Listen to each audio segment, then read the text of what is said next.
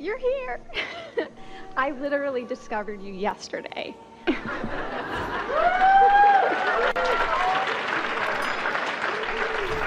These are all the notes that I've taken from today and the videos that I watched yesterday, and then I went on your Facebook page and you were right gonna be here.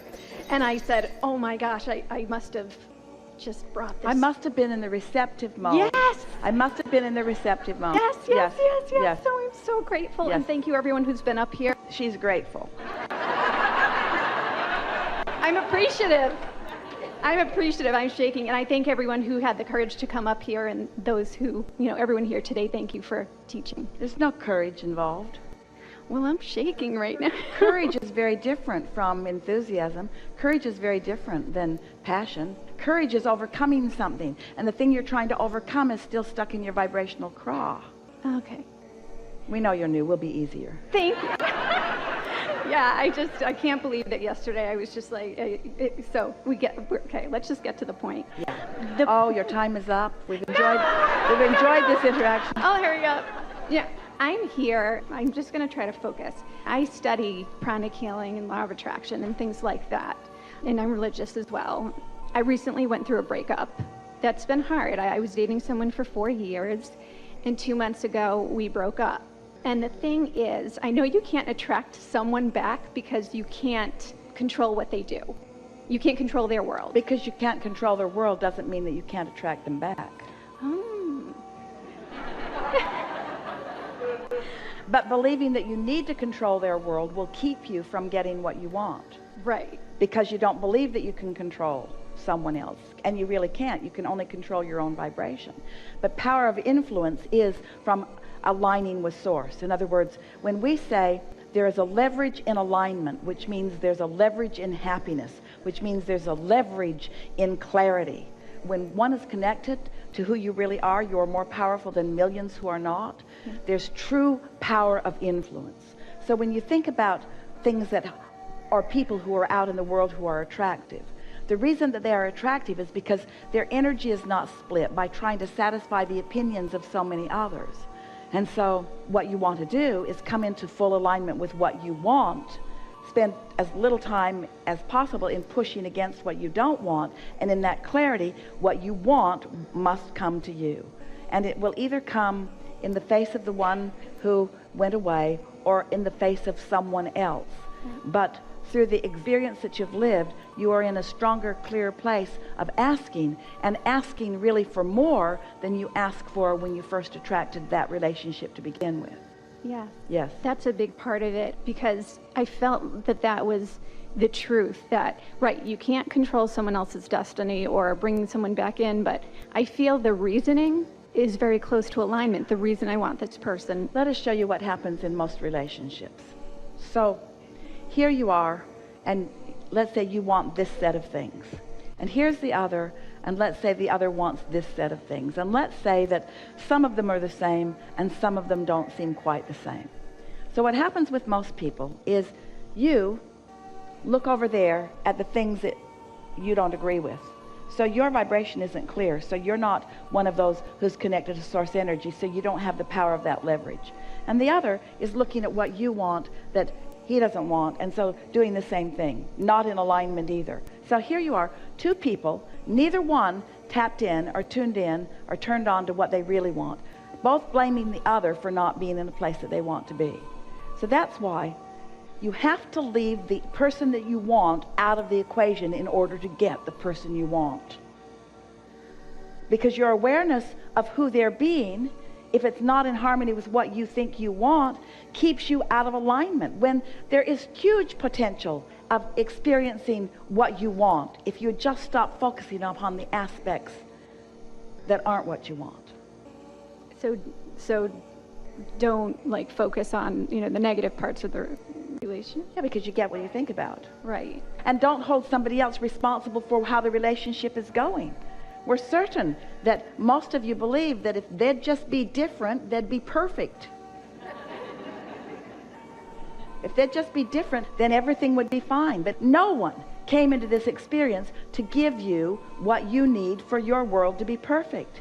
In the same way that when we say you came into this environment of enormous diversity, in order to choose the perfect life that you want to live. We want you to understand that every person that you are co-creating with is like a microcosm of that. They have so much diversity so that you can create what you want from your exposure to the experience with that. But most humans don't get that. You need to stop doing that and stop doing that and do more of that and stop doing that and stop doing that and do more of that. And that isn't what you came into this environment for. You came to focus and align with what you want, and law of attraction will bring you more and more of that until eventually it will bring you only that. So in knowing that, when you have something like a broken heart, which is just, I'm trying to get happy. And there are times I do, but then social media, and I'm so drawn for momentum to go to his page. When your heart is broken, the sensation of a broken heart means you are in complete opposition to the source within you and what the source within you knows. Your heart is not broken. You're experiencing what it feels like to be looking in exact opposition of what you want. What do you mean? We mean that you want the relationship. You want the relationship to work. You want the relationship to be wonderful. But you've accepted that it's gone, that it's not coming back, that you can't have it. So you are focused in such opposition to what you want and such opposition to what your inner being knows to be true that you feel as if your heart is broken. That's so dramatic and so not true. Your heart isn't broken. You're just in this moment focused in opposition to what you want. Cut it out. Yes, ma'am. We're giving you a crash course in all of this, but we want you to understand you get what you think about. And it is certain that a lot of what you were thinking about was worrying about whether this was going to be ongoing, worrying about whether it was going to last. In other words, yeah, it was silly stuff. It was more of a realization that it was right after it ended. Well, what we would encourage you to focus on just a little bit is that nothing is ended. Nothing is ever done. You can't get it wrong and you never get it done, and you can't get it wrong and you never get it done. You can't get it wrong and you never get it done. And the reason that you can't get it wrong is because it's never done. So you stand in a new place with a whole lot more information within you, with a whole lot more resolve within you, with a whole lot strong intentions within you. And when you think back about how you came together, how did you come together? We're not asking for the specific details, but we want you to think about, were you groveling in the depths of despair and feeling the absence of anything, and then some stranger dragged into the room and you said, oh, live with me so that I don't have to be lonely anymore? Was it like that? Or were you flying high and in your place of alignment you met up with someone and you were feeling good? Yeah, it was more that. It was way more that. It was way more that. The other came later. Your initial coming together is the strongest indicator of the compatibility. And your initial coming together showed you enormous compatibility. It's so interesting to watch you. You come together, you meet someone, and you're tuned in, and through the path of least resistance, you're inspired to be at this place at this time, and the rendezvous happens, and you can feel the exhilaration of it as it opens, as you get to witness the manifestation of what's been going on in your vibrational reality. In other words, it's a wonderful thing. And then you say, tell me about yourself. And as you start facing the reality of where you have been before you were in that place where you rendezvoused, that's what starts sort of messing up the vibration, and that's where your incompatibility starts. In other words, we're going to tell you a story, and it's going to feel off the subject to you, but it isn't. And the reason we're choosing a subject that is off the subject seeming to you is because it'll be more likely for you to listen to it without saying, no, that's not me. So just hear this story. So a man is talking to us, and he and his family have a house that they want to sell. And they've been wanting to sell it for a long time.